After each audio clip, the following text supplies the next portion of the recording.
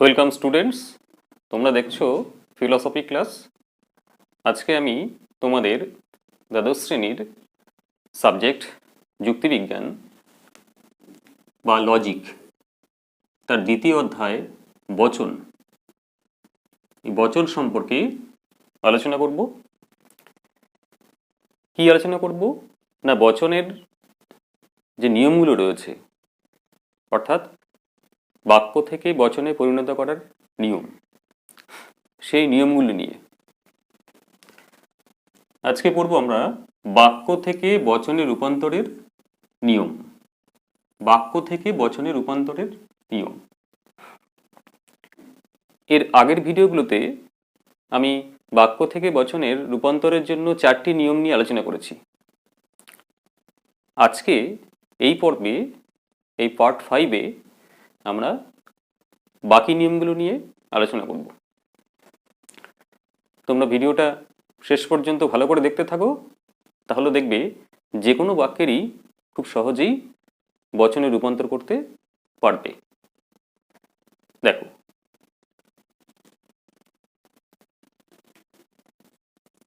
এক নাম্বার, যেটা বললাম আমি যে আগের ভিডিওগুলোতে বাক্য থেকে বচনে রূপান্তরের জন্য পরপর 4টি নিয়ম নিয়ে আমি আলোচনা করেছি।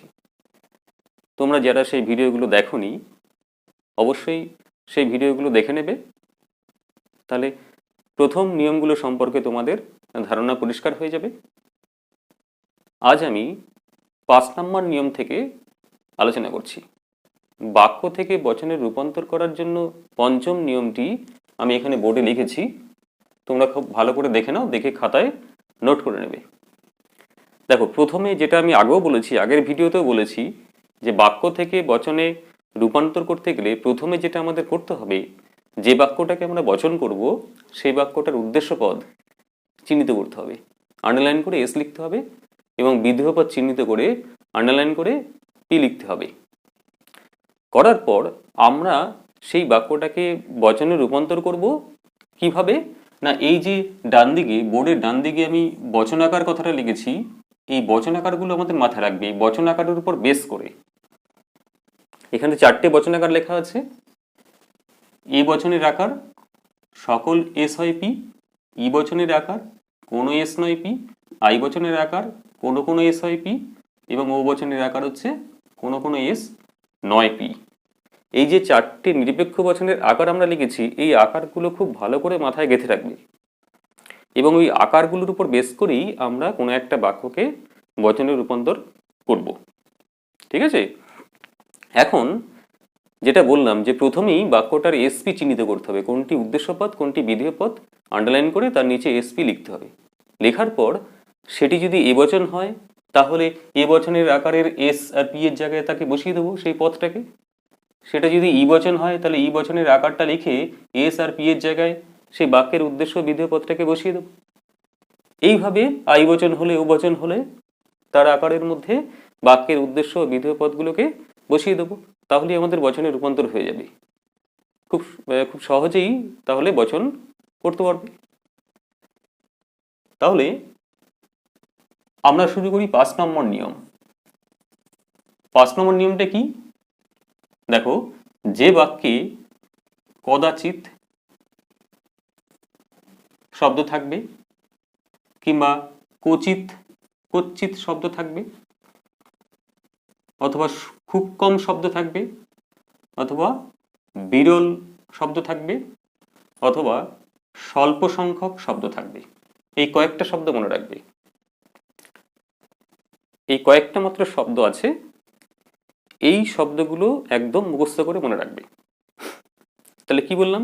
কদাচিৎ একটি শব্দ, কচ্চিৎ একটি শব্দ, খুব কম একটি শব্দ, বিরল একটি শব্দ ও স্বল্প সংখ্যক একটি শব্দ।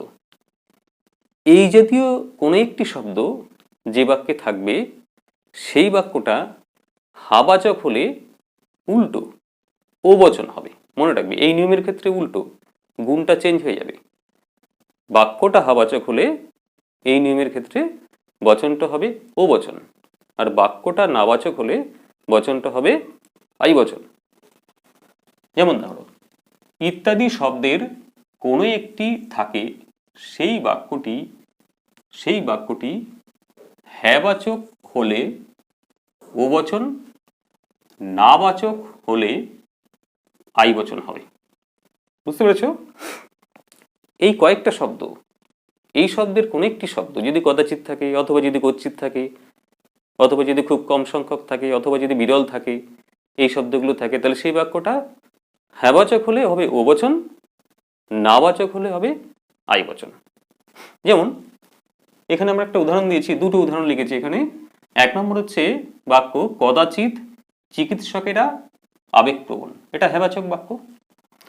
কদাচিৎ চিকিৎসকেরা আবেগপ্রবণ। এখন এই বাক্যটাকে আমরা বচনে রূপান্তর করব। তাহলে প্রথমে আমাদের কি করতে হবে? বাক্যের উদ্দেশ্য বিধেয়কে চিহ্নিত করতে হবে। উদ্দেশ্যপদ কি? চিকিৎসক, চিকিৎসকেরা নয়, চিকিৎসক, এটা উদ্দেশ্যপদ। এস আবেগপ্রবণ, বিধুপদ পি, আমরা এসপি চিহ্নিত করেছি। তা প্রথমেই বাক্যের এসপি চিহ্নিত করতে হবে। এখন এই বাক্যের মধ্যে কি আছে?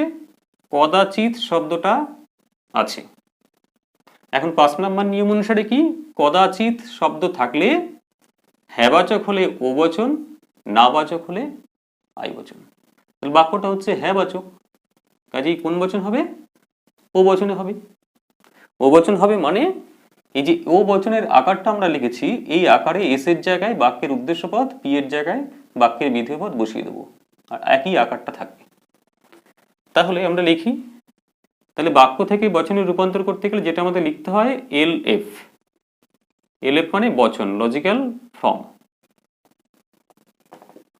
এল এফ সমান সমান, এবার বচনটার নাম ও বচন, তার আকার কোনো কোনো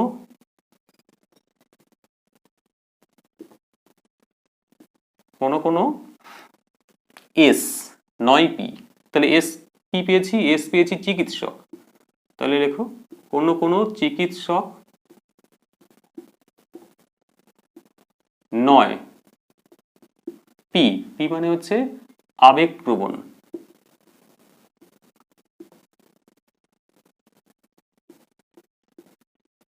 ব্যক্তি, কোনো কোনো চিকিৎসক নয় আবেগপ্রবণ ব্যক্তি।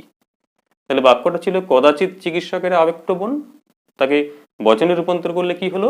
এলএফ লজিক্যাল ফর্ম বা যুক্তিবিজ্ঞান সম্মত আকার, ও কোনো কোনো কোনো কোনো চিকিৎসক নয় আবেগপ্রবণ ব্যক্তি। বুঝতে পেরেছ? দ্বিতীয় উদাহরণটাতে কি লিখেছি? দ্বিতীয় উদাহরণে আসো, খুব কম সংখ্যক শিক্ষক ছাত্রদরদি নয়। এই বাক্যটা কিন্তু নাবাচক বাক্য, এখানে নয় আছে। আর এই বাক্যের মধ্যে কি আছে? খুব কম, খুব কম শব্দটা রয়েছে। আর বাক্যের উদ্দেশ্য বিধেয়পদ কি চিহ্নিত করি? শিক্ষক, শিক্ষক হচ্ছে উদ্দেশ্যপদ, ছাত্রদরদি বিধেয়পদ, এসপি চিহ্নিত করেছি। এইবার বাক্যের মধ্যে যেহেতু খুব কম শব্দটা রয়েছে, এই 5 নম্বর নিয়মের মধ্যে পড়ছে। কোথায়? না, এই যে খুব কম শব্দটা রয়েছে। তাহলে খুব কম শব্দ এই নিয়মে রয়েছে। তাহলে খুব কম শব্দ থাকলে কোন বচন হয়? না, নিয়ম অনুসারে হাবাচক হলে ও বচন, আর নাবাচক হলে আই বচন। বাক্যটা হচ্ছে নাবাচক বাক্য, কাজেই আমরা কি করব? এটাকে আই বচনে রূপান্তর করব। আমরা লিখি L full stop F full stop logical form সমান সমান ব্র্যাকেট, ব্র্যাকেটে আই লেখো ড্যাশ দিয়ে। এবার আই বচনের আকার কি? কোনো কোনো এস হয় পি, এই আকারে এস এর জায়গায় উদ্দেশ্যপদ, পি এর জায়গায় বিধেয়পদ বসিয়ে দেবো, একদম আকারটাকে একই রেখে। তাহলেই হয়ে যাবে আই বচনের প্রকাশ। বুঝা গেছে? তাহলে আই বচনের আকারটা কি? কোনো কোনো এস। এস মানে এখানে এস কাকে পেয়েছি? শিক্ষককে। কোনো কোনো শিক্ষক হয় পি। পি কাকে পেয়েছি? ছাত্রদরদি।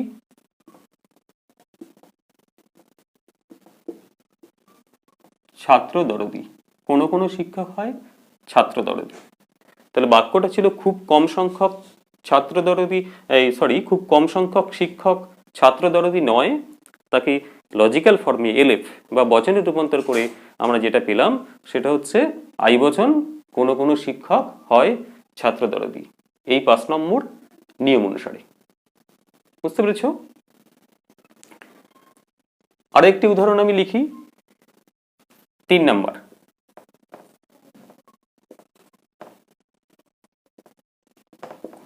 গৌড় বর্ণের মানুষ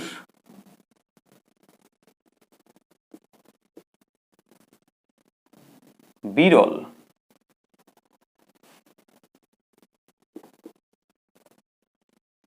গৌড় বর্ণের মানুষ বিরল। দেখো, এই যে বাক্যটা লিখেছি আমরা, এই বাক্যটাকে এখন বচনে রূপান্তর করব। বাক্যটা কি বাক্য? হ্যাঁ বাচক বাক্য।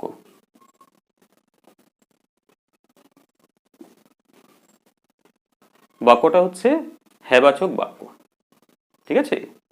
এখন এই বাক্যটাকে বচনে রূপান্তর করতে গেলে এখানে কি আছে, বাক্যটার উদ্দেশ্যপদ আমরা বার করি। প্রথম কাজ হচ্ছে উদ্দেশ্যপদ বিধেয় পদ চিহ্নিত করা, এসপি। বাক্যের উদ্দেশ্যপদ কোনটা? বাক্যের উদ্দেশ্যপদ হচ্ছে মানুষ, এখানে মানুষ সম্পর্কে বলা হচ্ছে। আর বিধেয় পদ হচ্ছে গৌড় বর্ণ, পি। মনে রাখবি, এখানটা কিন্তু অনেকে ভুল করো। এখানে যার সম্পর্কে বলা হয় সেটা উদ্দেশ্যপদ এস, যা বলা হয় সেটা বিধেয় পদ পি। এখানে মানুষ সম্পর্কে বলা হচ্ছে, কাজেই মানুষটা হবে এস, উদ্দেশ্যপদ। আর যা কি বলা হচ্ছে না, গৌড় বর্ণ বলা হচ্ছে, কাজেই গৌড় বর্ণটা হচ্ছে পি, বিধেয় পদ। এইবার তাকে আমরা বচনে রূপান্তর করি।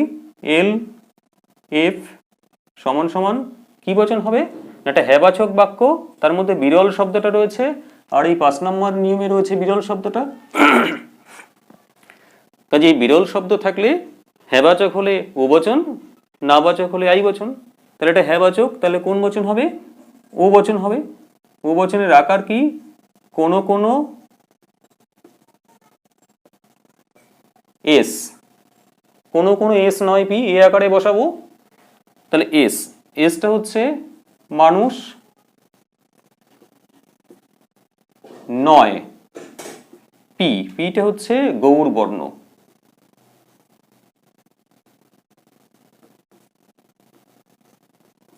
কোনো কোনো মানুষ নয় গৌড় বর্ণ। তাহলে বাক্যটা ছিল গৌড় বর্ণের মানুষ বিরল, হ্যাবাচক বাক্য হওয়ার জন্য বাক্যটিকে লজিক্যাল ফর্মে বচনে রূপান্তর করলে আমরা পাচ্ছি কোনো কোনো মানুষ নয় গৌড় বর্ণ, ও বচনে। নেক্সট হচ্ছে 6 নম্বর নিয়ম। 6 নম্বর নিয়মটা কি? দেখো আমি লিখেছি, যে হ্যাবাচক বাক্যে, মনে রাখবে হ্যাবাচক বাক্য, যে হ্যাবাচক বাক্যে কেবল শব্দটা থাকবে অথবা কেবল মাত্র শব্দ থাকবে, শুধু শব্দ থাকতে পারে, শুধুমাত্র শব্দ থাকতে পারে, একমাত্র শব্দ থাকবে, ছাড়া কেউ নয়। একটা বাক্যের মধ্যে পাট পাট করে থাকতে পারে, এক জায়গায় ছাড়া, এক জায়গায় কেউ, আর এক জায়গায় নয়। ব্যতীত কেউ নয়, ব্যতীত কেউ নয় বা ব্যতীত কেউ না। এক জায়গায় ব্যতীত, এক জায়গায় কেউ, এক জায়গায় না, এইভাবে। এই শব্দগুলো মধ্যে কোন একটি শব্দ যে হ্যাবাচক বাক্যে থাকে, সেই হ্যাবাচক বাক্যটা কোন বচন হবে? মনে রাখবে এ বচন হবে। সেই হ্যাবাচক বাক্যটা এ বচন হবে। অর্থাৎ এই যে বচনের আকার, সেই এ বচনের আকারে আমরা তাকে বসিয়ে দেবো। বুঝতে পেরেছ? আবারও বলি, এই কয়েকটা শব্দ খুব ভালো করে মনে রাখবেন মুখস্থ করে। কি কি শব্দ? না, কেবল, কেবলমাত্র, শুধু, শুধুমাত্র, একমাত্র, ব্যতীত কেউ নয়, ছাড়া কেউ নয়। এই যে 5টি শব্দ লিখেছি আমরা, এই শব্দগুলোর কোনো একটি যে হ্যাবাচক বাক্যে থাকবে, সেই হ্যাবাচক বাক্যটা এ বচন হবে। সেক্ষেত্রে সবচেয়ে ইম্পর্টেন্ট বিষয় মনে রাখবি, সেটি কি? উদ্দেশ্যপদ এস ও বিধেয় পদ পি স্থান পরিবর্তন করবে। উদ্দেশ্য পদ ও বিধেয় পদের স্থান পরিবর্তিত হবে, অর্থাৎ বাক্যের উদ্দেশ্য পদটা বচনে বিধেয় স্থানে বসবে, বচনের উদ্দেশ্য পদটা বচনের বিধেয় পদটা বাক্যের উদ্দেশ্য স্থানে বসবে। বাক্যের উদ্দেশ্য পদ বচনের বিধেয় স্থানে বসবে, বাক্যের বিধেয় পদ বচনের উদ্দেশ্য স্থানে বসবে। এইভাবে উদ্দেশ্য বিধেয় স্থান পরিবর্তন করবে। যেমন একটা উদাহরণ আমি লিখেছি যে কেবলমাত্র পরিশ্রমীরাই সফল হয়। দেখো 1 নম্বর উদাহরণ, কেবলমাত্র পরিশ্রমীরাই সফল হয়। তাকে বচন রূপান্তর করব। বাক্যটি হেবাচক বাক্য এবং বাক্যের মধ্যে কেবলমাত্র শব্দ রয়েছে, কাজেই আমরা বচনে রূপান্তর করতে গেলে এলএফ লিখব সমান সমান, এটি কোন বচন হবে না এ বচন হবে। এইবার যেটা বলেছিলাম প্রথমে যেটা করতে হয় সেটা হচ্ছে যে বাক্যটাকে বচনে রূপান্তর করবো সেই বাক্যটার এসপি চিহ্নিত করবো, কোনটা উদ্দেশ্য কোনটা বিধেয় পদ। বুঝতে পেরেছো? তাহলে এসপি চিহ্নিত করি। এই বাক্যে কোনটা এস কোনটা পি, কোনটা উদ্দেশ্য পদ?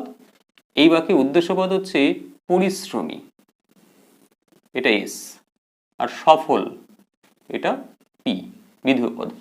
উদ্দেশ্য পদ পরিশ্রমী আর সফল হচ্ছে বিধেয় পদ। ঠিক আছে, তাহলে এইটাকে আমরা এই বচনে রূপান্তর করব, কেবলমাত্র আছে, আর সেক্ষেত্রে কি করতে হবে উদ্দেশ্য পদ নিয়ম অনুসারে উদ্দেশ্য পদ ও বিধেয় পদ স্থান পরিবর্তন করতে হবে, অর্থাৎ এসটা পরে বসবে, পিটা আগে বসবে। বাক্যের পি অর্থাৎ বিধেয় পদটা আগে বসবে আর এসটা পরে বসবে। তাহলে বাক্যের পি বিধেয় পদটা আগে বসবে আর এসটা পরে বসবে, এইভাবে স্থান পরিবর্তন হবে। বুঝতে পেরেছ? তাহলে আমরা এখানে লিখি এলএফ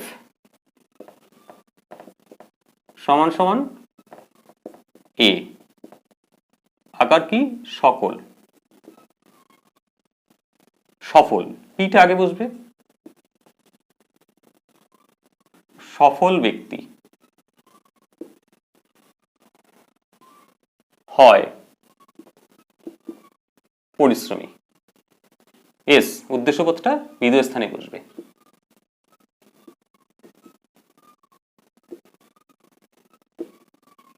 তাহলে বাক্যটা ছিল কেবলমাত্র পরিশ্রমীরাই সফল হয়, এখানে কেবলমাত্র আছে তাই এ বচন হবে, এবং এই কেবলমাত্র থাকার জন্য এই নিয়ম অনুসারে উদ্দেশ্য বিধেয় স্থান পরিবর্তন করবে। সফল বিধেয় পদটা আগে বসবে আর পরিশ্রমী উদ্দেশ্য পদটা পরে বসবে। এইভাবে বাকি শব্দগুলো থাকলেও একই রকম ভাবে উদ্দেশ্য বিধেয় স্থান পরিবর্তন করে তাকে এই বচনে রূপান্তর করতে হবে। বুঝতে পেরেছো? আরেকটা নিয়ম বলি, আরেকটা উদাহরণ দিই আমি।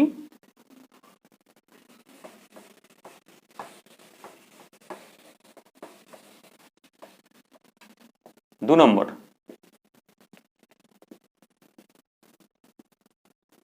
শিশুরা ছাড়া আর কেউ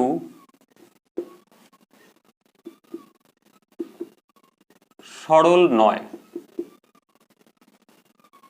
দেখো এই যে বাক্যটা, এই বাক্যে উদ্দেশ্যপদ কোনটা? উদ্দেশ্যপদ হচ্ছে শিশু এস, বিধেয় পদ কোনটা? বিধেয় পদ হচ্ছে সরল পি। আমরা এসপি প্রথমে চিহ্নিত করে নিলাম। আর বাক্যের মধ্যে কি আছে? ছাড়া কেউ নয়। দেখো যেটা নিয়মের মধ্যে বলেছিলাম আমি, ছাড়া কেউ নয়, এই তিনটে শব্দ বাক্যের মধ্যে ভাগ ভাগ করে থাকতে পারে, এখানে তাই আছে। এক জায়গায় ছাড়া আছে, এক জায়গায় কেউ, এক জায়গায় নয় আছে। তাহলে ছাড়া কেউ নয় থাকার জন্য এই বাক্যটাকে আমরা কি বচনে রূপান্তর করব? এই বচনে। এলএফ সমান সমান এ, আকার কি সকল।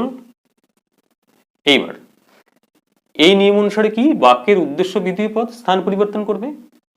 তাহলে বাক্যের উদ্দেশ্য পদ কোনটা? শিশু। বিধেয় পদ কোনটা? সরল। তাহলে বিধেয় পদটাকে সবসময় আগে বসাবো আমরা, তাই না? তাহলে কি হবে? সকল বিধেয় পদটা আগে বসবে, সকল সরল ব্যক্তি হয়, উদ্দেশ্য পদটা পরে বসবে, উদ্দেশ্য পদ শিশু এস, সকল সরল ব্যক্তি হয় শিশু। তাহলে বাক্যটা ছিল শিশুরা ছাড়া আর কেউ সরল নয়, তাকে বচনের বা তর্কবিদ্যার সম্মত আকারে রূপান্তর করে কি পেলাম, এ বচন সকল সরল ব্যক্তি হয় শিশু। এই নিয়মের ক্ষেত্রে একটা ব্যতিক্রম আছে, এই নিয়মের ব্যতিক্রম, এটা মনে রাখবে যে যদি কেবলমাত্র একমাত্র এই শব্দগুলো বাক্যের উদ্দেশ্যপদ ও বিধেয় পদের মাঝখানে থাকে, তাহলে কিন্তু সেই বাক্যকে বচনে রূপান্তর করলে এই বচনে রূপান্তরিত হবে, কিন্তু উদ্দেশ্য বিধেয় স্থান পরিবর্তন করবে না। উদ্দেশ্য উদ্দেশ্যই থাকবে, বিধেয় বিধেয়ই থাকবে। যেমন